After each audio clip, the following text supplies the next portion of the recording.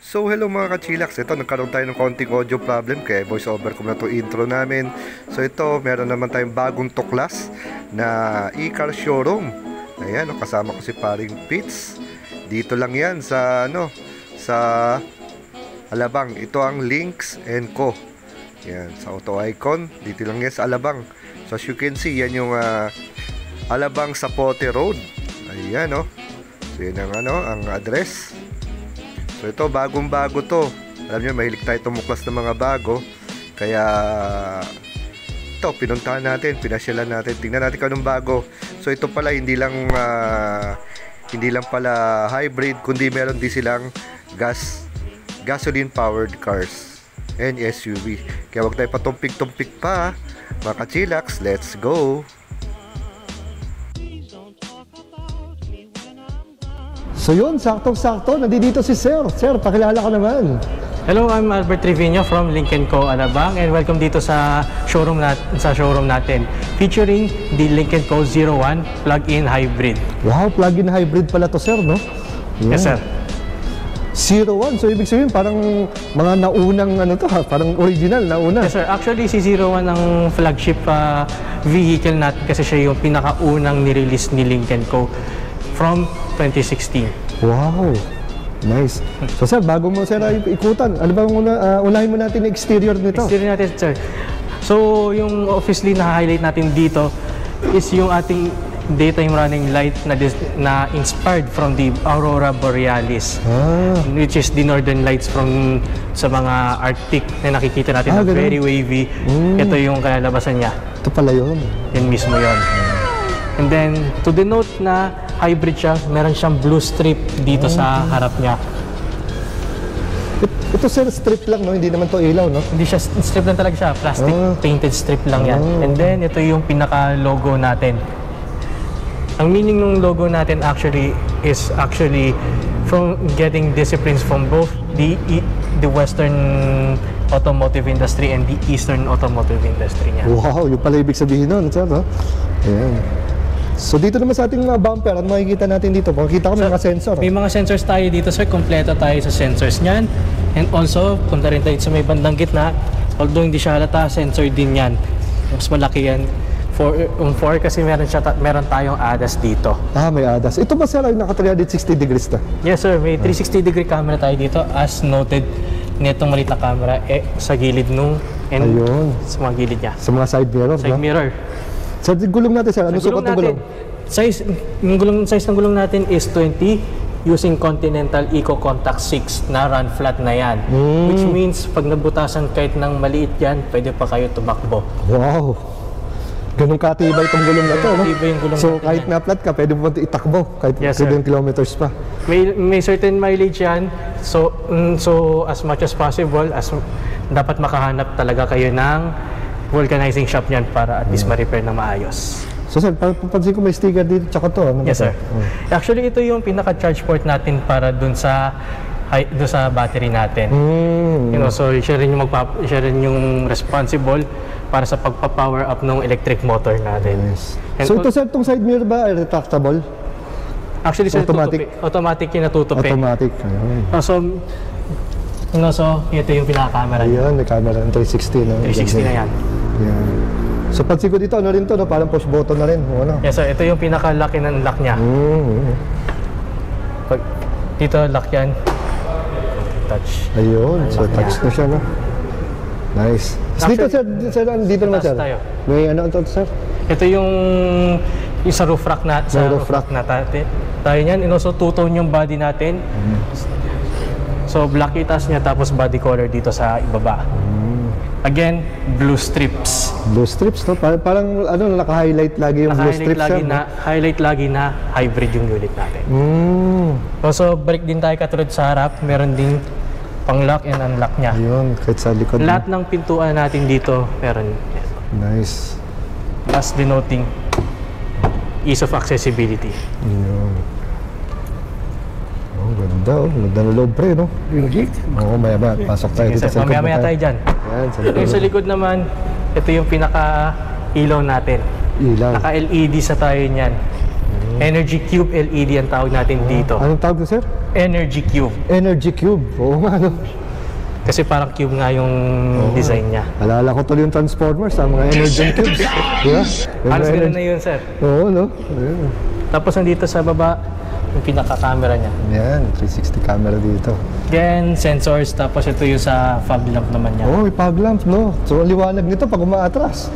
Oo, Primarily kapag nasa mga zero visibility niya, na may pipindutin lang kayo doon, pwede okay rin. na yun. Ah, Hindi nyo na kailangan mag-hazard niyan. nice. Tapos dito, sir, no, merong rear wiper, defogger, tsaka shark fin antenna. Yes, sir. Shark fin antenna natin, kung madedenote nyo, baliktad yung kanyang design as opposed to sa iba. Oo, bakit nga? Yun ang pang-iba natin sa iba. Parang di pinaka-design niya, no? Baliktad yung, Baliktad. ano. Pero ganun pa rin naman ang aerodynamics yan. Don't worry pa rin. Kasi buksan naman natin Buksan natin itong likod. Yun, no? Push Power button tailgate sa tayo dito. And Power also, nasiset din yung height niya. Kung, let's say, kung maliit kayong tao, pwede naman yan. Basta pipindutin natin to, may mag-beep, okay na yan. So, ilang levels ng height yan? Mga dalawa? Ganun. Actually, sir, kahit ganyan. Meron din. Kahit ganyan, pwede yan. Oo, so hindi ka tulad ng iba, taas sa taas daw. Oo, lalo kung may babanggaan dito, maganda na-adjust mo yung height mo. Na-adjust nyo yung height niyan, especially kung medyo mababa ang clearance ng garage nyo. Correct. Pwede nyo rin i-adjust yan. Tapos, kasama dito, tonneau cover natin, aka the privacy cover. Privacy cover talagang tawag. Dito sa box na to, of course, kasama wall charger, directly sa outlet yan. Yun. Halos standard na rin yan, pero suggestion namin sa isang high-powered outlet tayo niya para iwas short tayo. Tama, oo. And then kasama nito, para sa mga mall charger, sa ibang style ng mall charger, extension cable niya. So type 2 na siya, no? Type 2 yan, sir. Yun, so no problem. Pati rin yun dito, type 2 yan. So ito ba sir, mga speaker ba to? Mga Infinity pa, no? Yung naka-Harman Kardon Infinity tayo niyan, surround sound tayo niyan. Kaya when it comes to the sound, buong-buo yan. Pwede mag-disco-disco dito, pre. Infinity, pre. Maganda yan. Tapos, magandang brand yan. additional storage para sa tools and the 12-volt socket. Ayan. Kompleto sir. Tsaka luwag, no? So ito pala sir, considered as SUV? SUV talaga to, sir. SUV talaga si 01. 01. Without a doubt. And then underneath, kita nyo na mahahanap early warning device, yung sa hook natin, sa tow hook natin, tire repair kit, and ito yung additional utility bag natin na sinasabit sa loob. Meron tayong makikita ko dyan, papakita ko na mamaya. Kung saan i-install. Yan, sige. Ngayon. Ang ganda, oh. Lapit din ito ni si O1, no? Then highlight ko lang din, para meron tayong mga legitimate pipes, dual pipes tayo dyan. Dual pipes yan, no? So ito sir, reflector lang, di umiilaw. Parte rin to ng fog lamps natin, sir. May ilaw din yan? May ilaw din yan, sir. May ilaw din, ayun. Daming ilaw nito, oh. Tapos dito yung sa gas tank natin. Gas tank.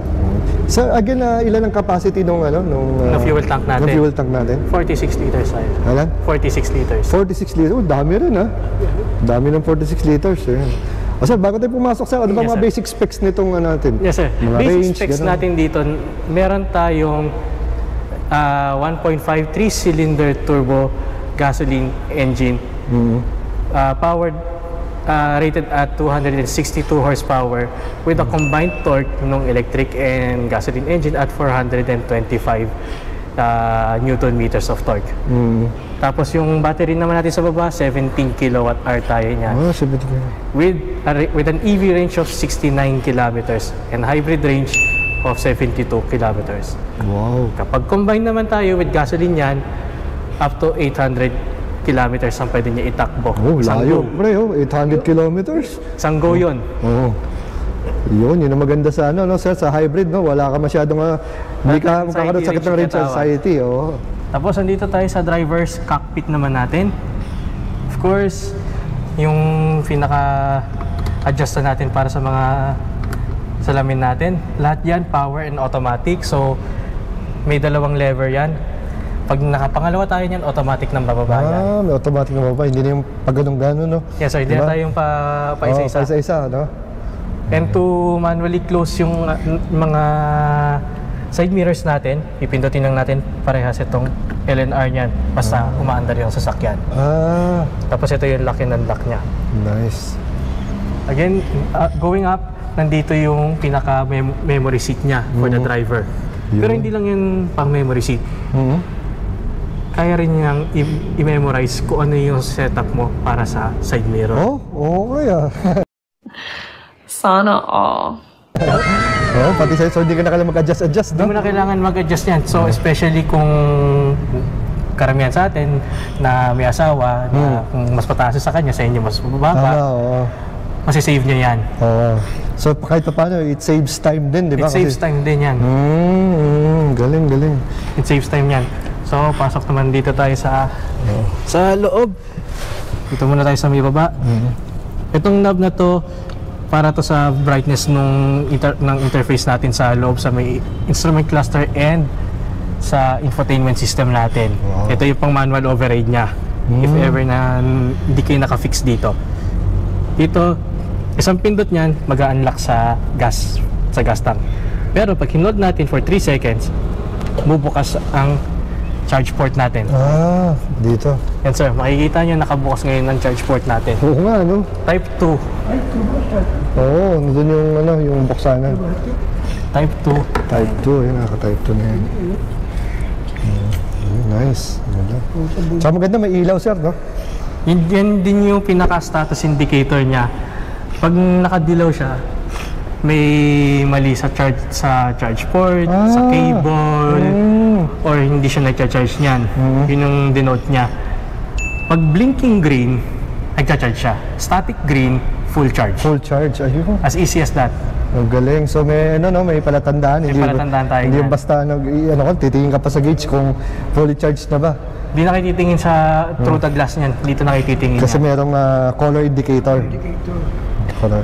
Pero pagkasaksak mo naman nung pinaka charging cable natin dito, agad-agad pwede nyo masilip dito sa salamin kung ilang oras yung kanya yung charging time niya. Nice. At yung percentage. So, balik tayo dito sa loob. Kasi hindi natin malilimutan, easy access para sa boot opening. Isang hold lang yan, bubukas yung sa likod since powered and din naman tayo.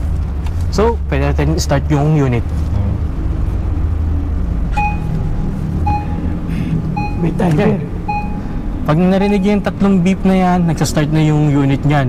Especially, take a good close look, may charge yung battery natin. Hindi nyo talaga wala kayong maririnig na iba.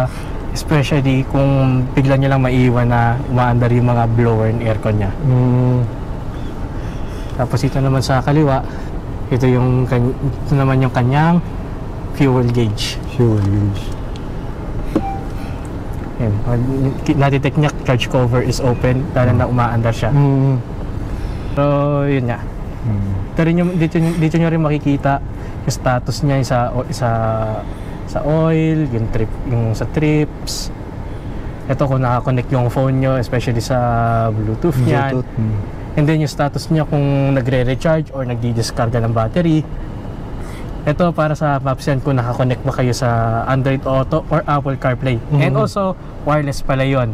So no need to worry sa mga cables yan, malinis yung magiging cockpit natin. No media, din yun.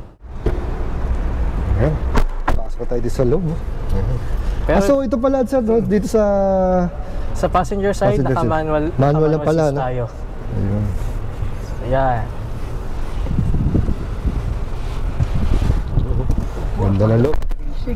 Ganda na loob. So agad-agad yung bubungad sa atin dito is yung mix ng leather natin sa may steering wheel, soft touch fabric dito sa may dashboard. And also soft touch rubber dito sa taas. Plus, itong harap na to, a little bit of parang suede siya. Parang suede. And also, yung function naman niya is parang hindi mag-reflect masyado yung araw sa mata natin yan. Especially kung kayo yung type ng driver na Madaling masilaw. Madaling masilaw or ayaw nyo lang talaga ng may nagre-reflect sa mata nyo. Ito yung, kumbaga parang anti-reflector niya. Plus ayaw nyo ng tint sa harap. Especially sa mga talagang permanenteng may salamin talaga. Tama. Then 360 camera natin. Linaw oh. Ito pa lang yung harap niya. Sa sides niya, nakita yung na nakabukas yung charge port natin. Kitang-kita, no? Sa likod. And 3D view or mas accurate is augmented reality niya. Mas maganda yung kanyang representation kapag tumatakbo tayo niyan.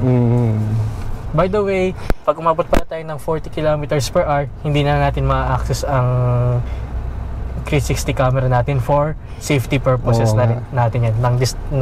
Sa harap lang tayo at walang ibang titingnan.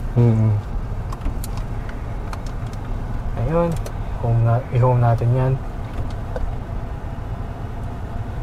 Gating naman dito, as I mentioned earlier, may ADAS tayo niyan. So, ito tayo sa driver support niyan. Ito pala, may park assist tayo dito, which is a semi-park assist niyan. So, pag dinarag down natin yan, may yung auto park niya. Auto parking Yung mangyayari, ang gagawin lang natin dyan is, ang papalitan lang natin talaga niyan is yung pinaka-gear lever lang natin. Wala tayong gagawin masyado. Pababayaan na lang natin yung sasakyan na magparada para sa atin yan. Pero of course, sa mga ibang driver na gusto magparada ng unit, lalo na kung pa-incline yan, suggestion pa rin talaga, kayo na lang mag-park niyan. Huwag natin iasa sa sasakyan. Sa parking assistant. Yes. Huwag natin masyado iasa doon. Cruise control, naka-adaptive cruise control tayo niyan.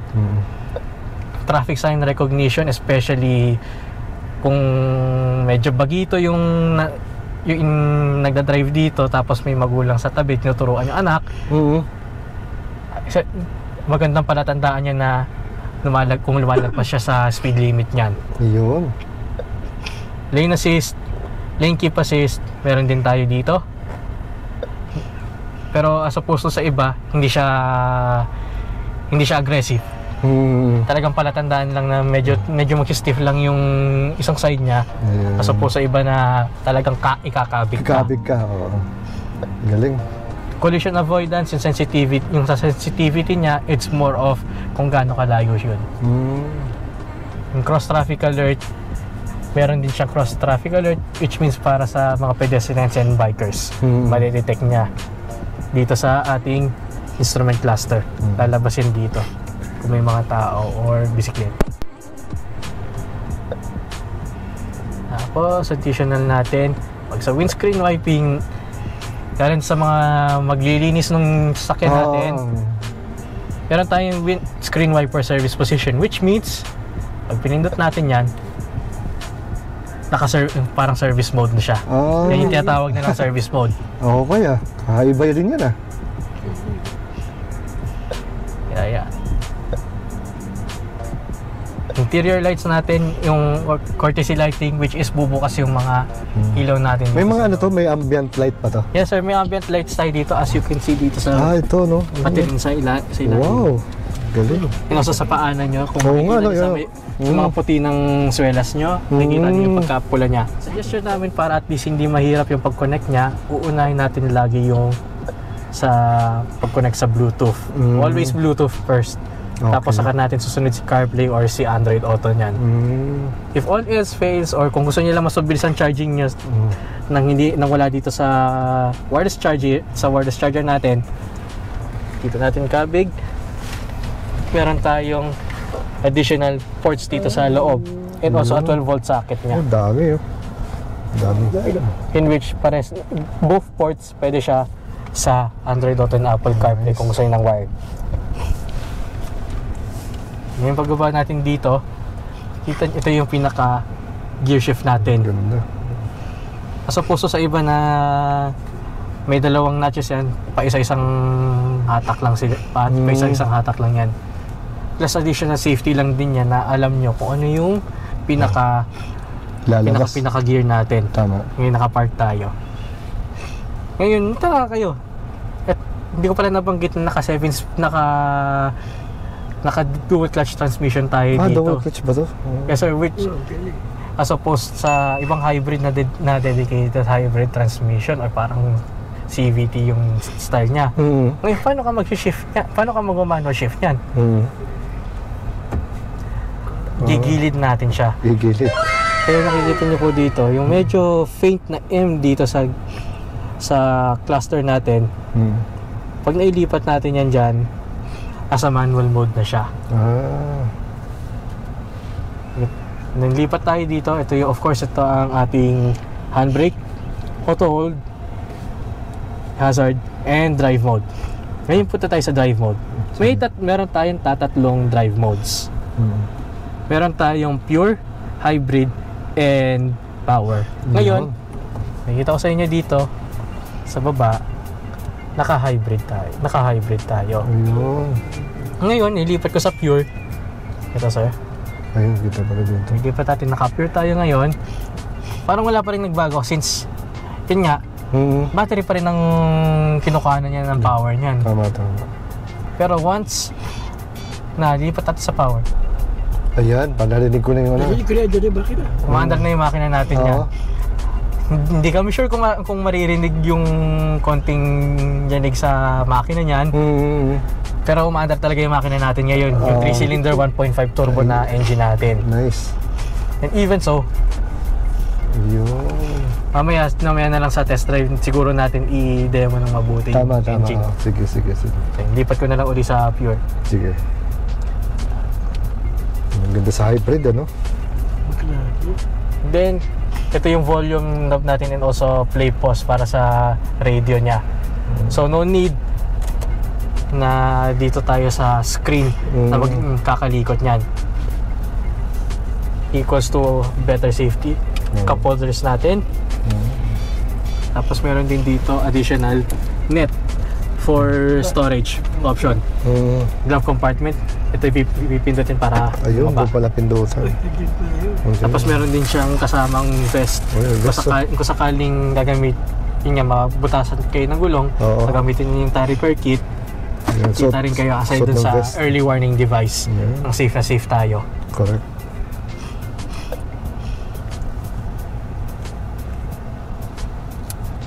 So yun, pagdating naman sa other features niya, meron pa tayong tire pressure monitoring system. Wow. Pero yung denotion natin dito sa tire pressure monitoring system ay kung okay lang, yung lalabas siya as okay, which means good yung tire pressure natin, or may isang flat na yan, isa or lahat yan flat, doon nang lalabas yun. Aircon controls, karamihan ng controls yun nandito, pero temperature and fan speed nandito na sa harap yung dalawang yan. So fan speed, temperature. Pero dual zone tayo dito. That means pwede nyong i-alter yung pinaka... So may kanan, may kaliwa. May kanan, kaliwa tayo dito. As simple as that lang yung change ng temperature at saka fan speed. So lipat naman tayo dito sa likod mga ka-chillax. So, din ah. So ito sir ay 5-seaters, no? 5-seaters tayo dito. K0. Ngayon, kung bakit parang dinelay ko yung tungkol sa upuan natin, ay dahil yung sa upuan natin, kailangan ko ng explanation kung bakit para bang pangkarera yung upuan niya. Oo nga, no? Ganda ng upuan natin. Kasi yung pag naka-semi bucket seat tayo niyan, mas maganda yung security natin sa pag-upo niyan, especially kung mga wide body tayo niyan, although may getting used to, para bang breaking period sa utak natin na ito yung kailangan ko i-adapt dito. Pero yung kapalit naman yan is yung safety natin kapag mga biglang kabig sa kalsada niyan, iwas ng aksidente. Hindi kayo basta-basta titilapon dito sa gilid ng sasakyan muna. Kumbaga dyan lang kayo niyan with the 3-point seat belt na talagang standard na sa mga sasakyan natin ngayon. So yun pala yung ano, no, advantage ng mga itong mga parang Mga semi-bucket seats. Semi-bucket seats. Yun ang advantage natin dyan. Tapos, pang additional storage space on both seats. May blower tayo dito na dictated din yung fan speed niya galing sa harap at sa temperature. Tapos, isang USB-C and USB-A katulad nun sa harap kanina. Tapos kung makikita nyo, parang fabric. Yung fabric yung upuan natin. Pero hindi lang ito basta fabric. Ito yung tinatawag natin na ECONYL. ECONYL. Which means, from the nil, nylon yan. Nylon yung tela niya. Pero ba't natin sinabing ECONYL? Kasi yung ECONYL, yung nylon niya, galing niya sa mga recycled plastics. Which makes it hindi lang tayo nakakatipid sa additional production ng nylon, nakakatulong din tayo sa pagbawas ng waste sa mundo. Yun. Galing ah. I-recycle talaga natin yan. Tapos ito yung tinutukoy ko kanina na hook para dun sa compartment. Yung net compartment. And then, pag sa ilaw naman natin, di na kailangan na madina press. Wow. Soft touch na yun. Actually capacitive ang tawag dyan. Capacitive. Katulad ng mga touchscreen yan. Yun ang bago dito. Tapos headroom. Lawak. Malawak ng headroom. Ay, pansin ko sir, may ano pala to, no? Sunroof? May sunroof tayo dito. In which, pagbubuksan natin dito sa harap yan. Ayan. Galing. Ayun, no?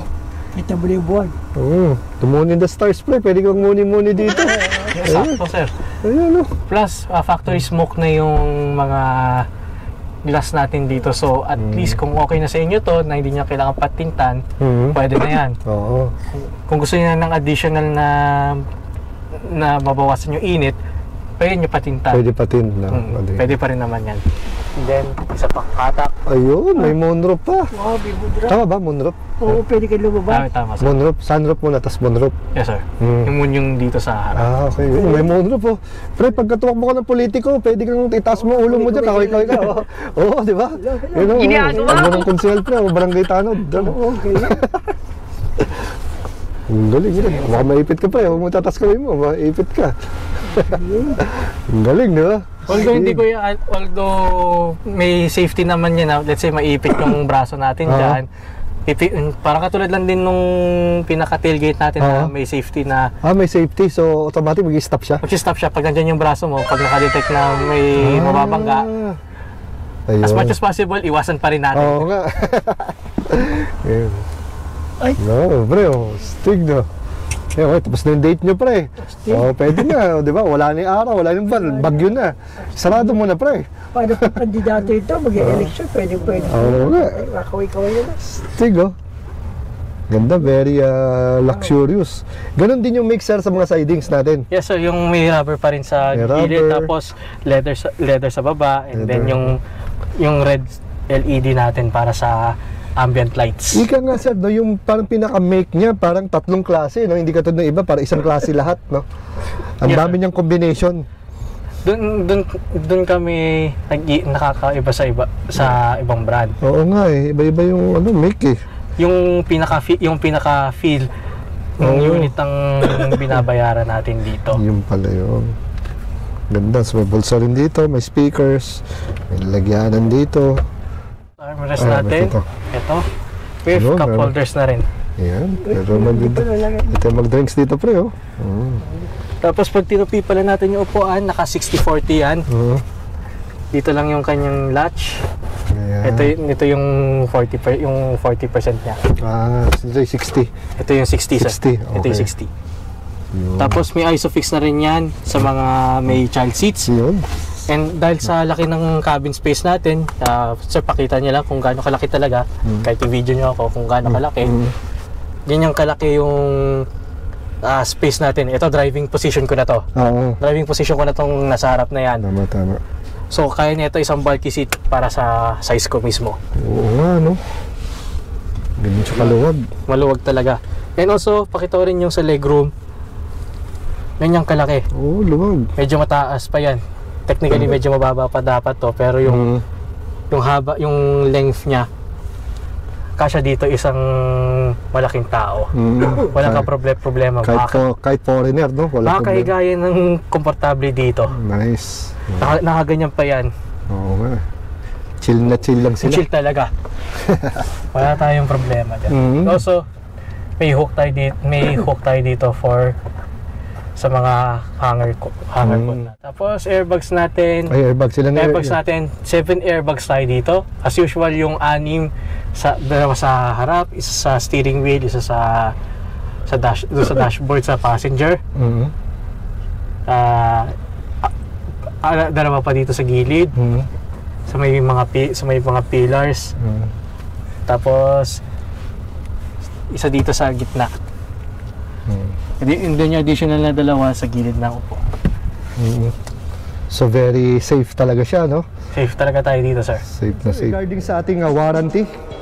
Warranty natin dito 5 years tayo or 150,000 kilometers, whichever comes first tayo dyan. With limited warranty dun sa mga consumables natin katulad nung sa battery, brake pads and the like. Meron tayong limited warranty doon. Then for the price naman, 2,138,000 tayo for the 01. Colors pala natin na available dito, itong gray natin. Meron din tayong white, blue, and black natin. So 4 yung kulay na pagpipilian natin dyan. Kaya maganda yung variation natin dyan. So again sir, maraming salamat sa pagpapahulak mo sa ating mga ka-chillax. Till the next unit. See you again soon, sir. See you next time, sir.